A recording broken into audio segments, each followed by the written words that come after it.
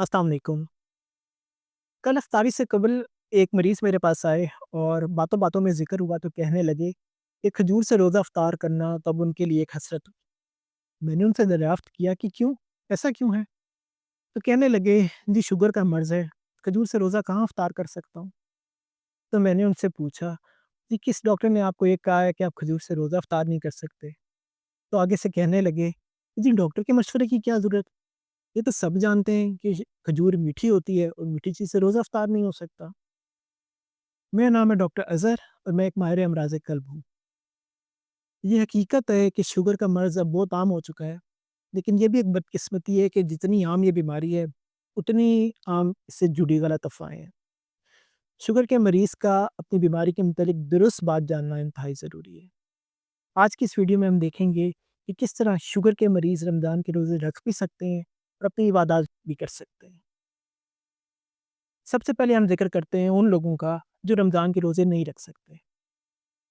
अगर तो आपको पिछले 3 महीने के दौरान हाइपोग्लाइसीमिया यानी कि शुगर इंतहाई कम होने की सूरत में अस्पताल जाने की ज़रूरत पड़ी हो या आप बेहोश हो गए हों, तो ऐसी सूरत में हाल में आप रमज़ान के रोज़े नहीं रख सकेंगे। इसके साथ-साथ अगर आपको बार-बार हाइपोग्लाइसीमिया होता है और आप अपनी दवाइयों के ऊपर एडजस्ट नहीं हो पा रहे, तो भी रमज़ान के रोज़े रखना आपके लिए मुज़िर साबित हो सकता है। इसके अलावा अगर आप हामिला हैं, आप डायलिसिस के ऊपर हैं या आप शदीद दलील हैं, तो भी आप रमज़ान के रोज़े नहीं रख सकते शुगर के साथ। इसके बाद आते हैं वो लोग जिनकी HbA1c शुगर 10 से ज़्यादा है, तो रमज़ान के रोज़े वो भी नहीं रख सकते। इसके बाद हमारे पास दूसरी कैटेगरी उन लोगों की आती है जो रमज़ान के रोज़े रख तो सकते हैं, लेकिन बेहतर यही होगा कि अगर वो मुआलिज से मशवरा करें और अपनी अलामात पे पहले कंट्रोल करें। और इसमें वो लोग शामिल होते हैं जिनकी HbA1c शुगर 8 से 10 के दरमियान है और वो शुगर की बीमारी के साथ-साथ फ़ालिज, दिल की किसी बीमारी यानी कि दिल का अटैक या दिल का कमज़ोर हो जाना या फेफड़ों की कोई बीमारी या गुर्दों की कोई बीमारी में मुब्तला हैं। तो ऐसे लोगों के लिए रोज़े रखना मुश्किल काम हो जाता है और फिर ख़तरा यही होता है कि उनका रोज़ा बीच में टूट जाएगा या उनकी बीमारी और ज़्यादा बढ़ जाएगी। तो ऐसे लोगों के लिए भी अमूमी तौर पर देखा ये गया है कि मशवरा यही दिया जाता है, कोशिश करें कि आप रमज़ान के रोज़े ना रखें। अगर तो आपकी शुगर HbA1c 8 से कम-कम यानी कि 8 से कम-कम है, आपकी शुगर नॉर्मल हालात में 200 से कम-कम रहती है और दवाइयों के ऊपर आपकी शुगर अमूमी तौर पे कंट्रोल में है और आपको इसके अलावा और कोई बीमारी नहीं है, तो आप रमज़ान के रोज़े रख सकते हैं। यहाँ ये बात भी आपको बताता चलूँ कि खजूर एक लो ग्लाइसेमिक इंडेक्स वाली ग़िज़ा है। इसका मतलब ये है कि जब आप उसको खाते हैं, तो उससे पेट में जो शुगर है वो आहिस्ता-आहिस्ता, आहिस्ता-आहिस्ता रिलीज़ होती है। तो तहकीक ये कहती है कि शुगर के मरीज़ भी 2 से 3 खजूरें इफ्तारी में ले सकते हैं। बस आपने ये ध्यान रखना है, इसके साथ-साथ अपनी बाकी सारी अद्वियात वक़्त पे लेनी है, वर्ज़िश करनी है और अल्लाह ने तरावी की सूरत में कितना अच्छा वर्ज़िश का नुस्ख़ा हमें दिया है। अगर कोई शख़्स तरावी अदा करता है, तो वो समझें कि वो वर्ज़िश भी साथ-साथ करता है। तो अगर आप अपनी ग़िज़ा का ध्यान रखते हैं, अद्वियात का ध्यान रखते हैं, वर्ज़िश और छोटी-मोटी दूसरी बातों का ध्यान रखते हैं, तो आप शुगर का मरीज़ होने के बावजूद एक अच्छा रमज़ान गुज़ार सकते हैं। अब ज़रूरत इस अमर की है कि हम दवाइयों की तरफ आएँ। सबसे पहले बात करते हैं मेटफ़ॉर्मिन की। मेटफ़ॉर्मिन अगर तो आप पहले दिन में 1 गोली लेते हैं, तो वही गोली आपने इफ्तारी में लेनी है और बस।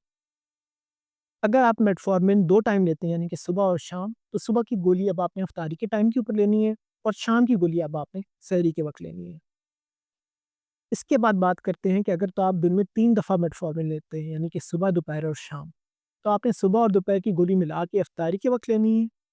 शाम की जो आपकी गोली है वो आपने सहरी में लेनी है। इसके बाद हम बात करते हैं SGLT2 इनहिबिटर्स यानी कि डेपाग्लिफ्लोज़िन जिनमें डेपा और एम्पा नाम की गोलियाँ आती हैं और अगर आपके सुबह के टाइम के ऊपर लेते हैं तो अब आपने इसको इफ्तारी के वक़्त ले लेना है और इसका पानी ज़्यादा पीना है। अगर आप DTP4 इनहिबिटर्स यानी कि सीटाग्लिप्टिन और विल्टाग्लिप्टिन नामी अद्वियात का इस्तेमाल करते हैं, तो आपने अपनी सुबह की डोज़ को इफ्तारी में लेना है दिन में 1 दफ़ा और बस। और इसी तरह अगर आप पायज़िर इस्तेमाल करते हैं, तो आपने उसकी 1 गोली इफ्तारी में ले लेनी है। अब इसके बाद हम बात करते हैं सल्फ़ोनाइल यूरियाज़ की, जिनमें सबसे ज़्यादा कॉमन गोली तो गेट्रिल और एमरेल के नाम से आती है और इसको इंतहाई एहतियात से इस्तेमाल करने की ज़रूरत है क्योंकि इससे शुगर इंतहाई कम होने का खदशा भी होता है। अगर तो आप पहले 1 गोली गेट्रिल की लेते हैं, फ़र्ज़ करें आप सुबह के टाइम के ऊपर 3 मिलीग्राम की गोली लेते हैं, तो अब आपने उसको सिर्फ़ इफ्तारी में लेना है। और अगर आप इसको सुबह और शाम दोनों टाइम के ऊपर लेते हैं, तो आपने सुबह वाली डोज़ को अब इफ्तारी के टाइम के ऊपर लेना है और शाम वाली डोज़ को सुबह सहरी में लेना है और उसको आधा कर देना है। मिसाल के तौर पर अगर आप पहले सुबह के टाइम के ऊपर 4 मिलीग्राम गेट्रिल की गोली लेते थे, तो अभी आपने इफ्तारी में वो 4 मिलीग्राम की गोली लेनी है।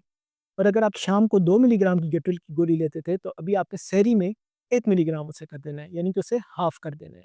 इसको इंतहाई एहतियात करने की ज़रूरत है। इसके बाद हम बात करते हैं लेंटिस या लिविमीर नामी इंसुलिन की, और इसको आपने इस तरह इस्तेमाल करना है कि अगर आप दिन में 1 दफ़ा इस्तेमाल करते हैं, तो आपने इफ्तारी में इसकी डोज़ नॉर्मल डोज़ से 20% कम कर देनी है। और अगर आप इसको सुबह-शाम इस्तेमाल करते हैं, तो आपने सुबह की डोज़ को इफ्तारी में ले जाना है और शाम की जो डोज़ है उसको आपने 50% कम करके सुबह सहरी के टाइम के ऊपर लगाना है। फ़र्ज़ करें कि अगर आप पहले सुबह के टाइम के ऊपर 20 यूनिट लगाते थे, तो अब आप इफ्तारी में 20 यूनिट लगाएँगे, और अगर आप पहले शाम के टाइम के ऊपर 10 यूनिट लगाते थे, तो अब आप सहरी में 50% कम डोज़ करके यानी कि 10 यूनिट लगाएँगे।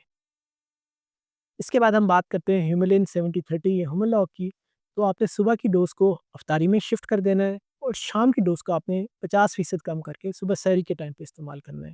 यानी कि अगर आप पहले सुबह के टाइम के ऊपर 40 यूनिट लगाते थे और शाम के टाइम के ऊपर 20 यूनिट लगाते थे, तो अब आप अफ्तारी में 40 यूनिट लगाएँगे और सहरी में 20 को आधा करके यानी कि 10 यूनिट लगाएँगे। तो इस तरह आपकी जो अद्वियात हैं वो एडजस्ट होंगी। याद रखें कि ये जो आपको मैंने बातें बताई, ये एक रफ़ एस्टीमेट है, और शुगर को बेहतर करने का सबसे अच्छा तरीका तो ये है कि आप अपने मौलिक से रुजू करें।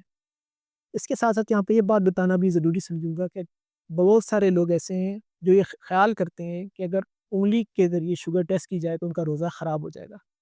तो दीनी उलमा का इस बारे में ये कहना है कि इस तरह करने से, शुगर चेक करने से आपका रोज़ा टूटता नहीं है, आप अपना रोज़ा जारी रखते हैं।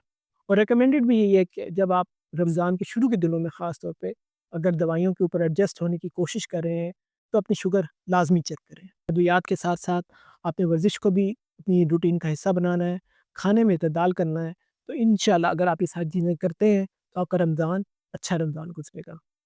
रमज़ान की नेमतें समेटते रहें और मुझे भी अपनी दुआओं में याद रखें। अगर आपको ये बातें पसंद आई हैं, तो मेरे चैनल को लाइक, शेयर और सब्सक्राइब ज़रूर कीजिएगा, और मिलते हैं अनकरीब एक और वीडियो के साथ। शुक्रिया। अस्सलाम वालेकुम।